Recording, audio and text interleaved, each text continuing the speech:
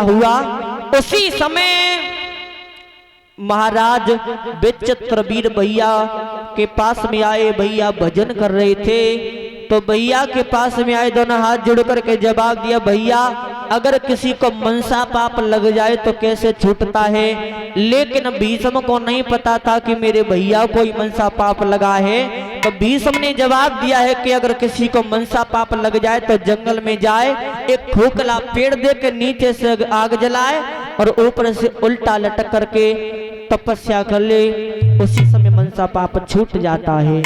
आज भक्तों भैया की बात मानने के बाद महाराज जंगल में तपस्या करने के लिए गए और जब तपस्या करी महाराज ने आग जला करके तो क्षय का रोग बन गया, महाराज की मृत्यु हो गई। आज भक्तों महारानी सत्यवती जो थी, महारानी का वंश आगे चलने से रुक गया और वंश जब आगे चलने से रुका है तो सत्यवती मैया घर में दुखी होती हैं और दुखी जब हुई मैया तो वेद व्यास को बुलाया है, जवाब दिया है। मैया सत्यवती जब दुखी हुई भक्तों तो आज मैया ने भीष्म से जवाब दिया, बेटा हमारी आपसे विनती है कि अब आप इन दोनों रानियों का संग निभाओ तो हमारा वंश आगे के लिए चल जाएगा। तो मैया के दोनों हाथ जोड़े जवाब दिया, मैया मैंने प्रतिज्ञा की है कि मैं जीवन भर किसी नारी का संग नहीं निभाऊंगा और मैया मैं तुम्हें रोजाना रामायण का पाठ सुनाता हूं, लेकिन आप वो बात भूल गई, कौन सी? तो आज भीष्म मैया को समझाए कि बोले मैया मेरी एक बात सुनो कि जिस समय भगवान श्री राम ने और बाली के बाण मारा था उस समय समझा रहे भीष्म मैया को, अरे पुने पुने चितय चरण चित दीना,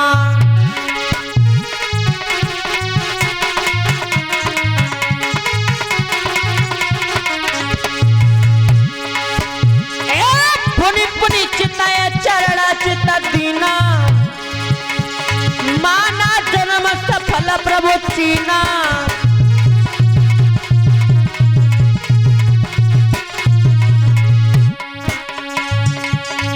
अरे हृदय पीठ मुख वचन कठोरा, भोला चितय राम की ओरा।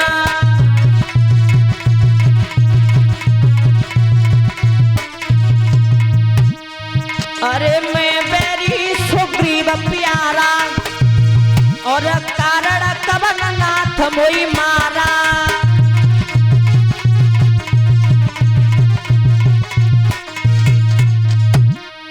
आज बाली जब धरती पर पड़ा है भगवान श्री राम से जवाब दिया, महाराज प्रभु हमारी आखिर गलती क्या थी जो आपने हमें बिना गलती के मारा है? तो आज बोले, अरे अनुज बधू भगिनी सुत नारी और सुन सखी कन्या समय चारी।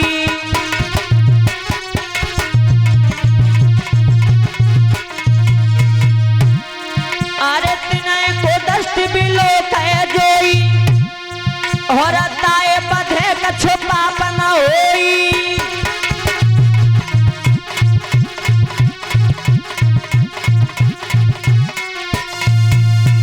जवाब दिया है कि अनुज बधू भैया छोटे भैया की पत्नी, भगिनी बहन, सुत नारी पुत्र की पत्नी और कन्या को जो गलत दृष्टि से देखता है उसे मारने में कोई पाप नहीं है। तो आज भक्तों ध्यान रखना, मैया को समझाया है भीष्म ने। उसी समय सत्यवती मैया ने वेद व्यास को याद किया, वेद व्यास आए हुए मैया ने जवाब दिया, बेटा हमारा वंश अब आगे चलने से रुक गया है, अब आप ही कुछ करो।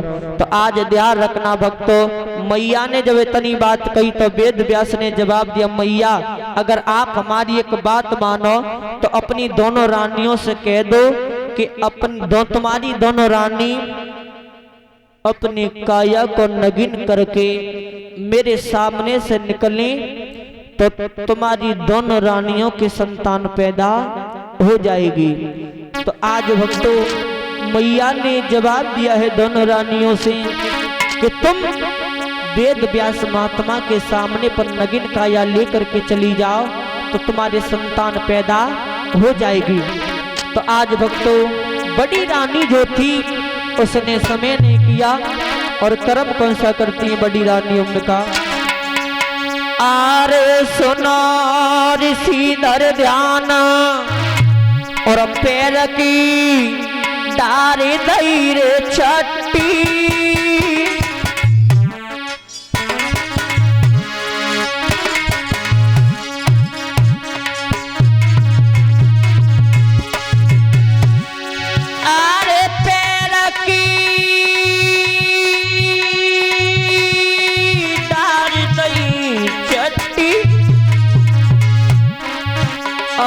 कपड़ा धरे उतारे बांध लई आँख नोते पट्टी।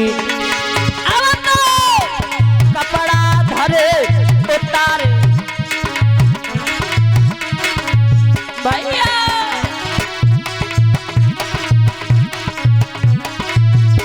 ध्यान रखना। बड़ी रानी अंबिका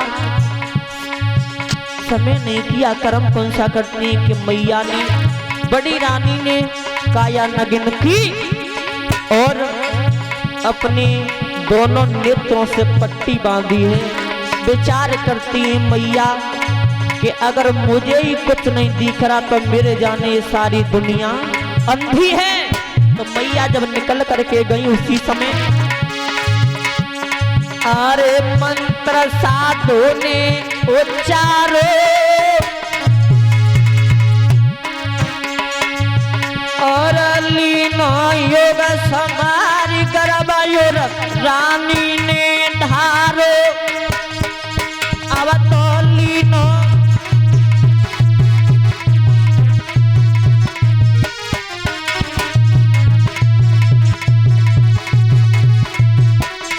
आज बड़ी रानी जब आंखों से पट्टी बांध करके निकल करके गई तो वेद व्यास महात्मा ने पूछा मैया जी को।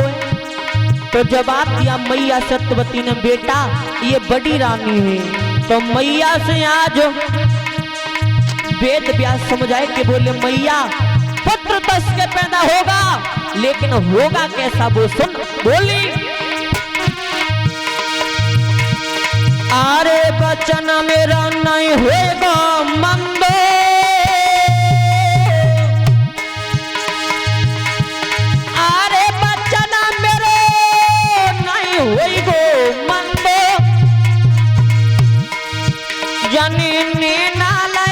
छुपाई ललाज तो जन्मेगी अंधो जाने।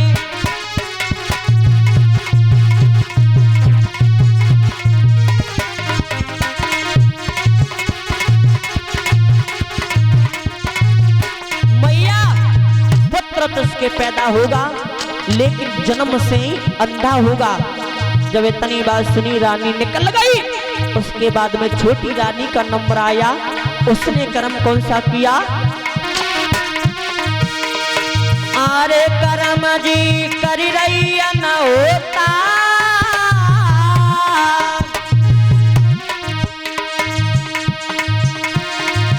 सब कपड़ा धरे उतारी लगाई लई सब तन पोता। सब कपड़ा धरे उतारी लगाई लई सब तन पोता।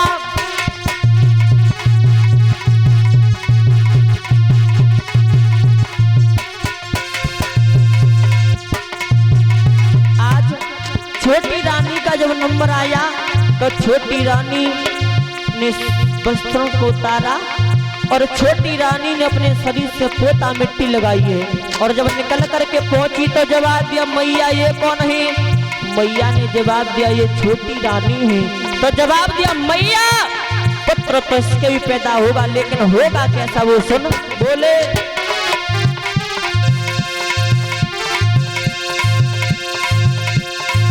अरे पंडा रोग तो लला जनगी और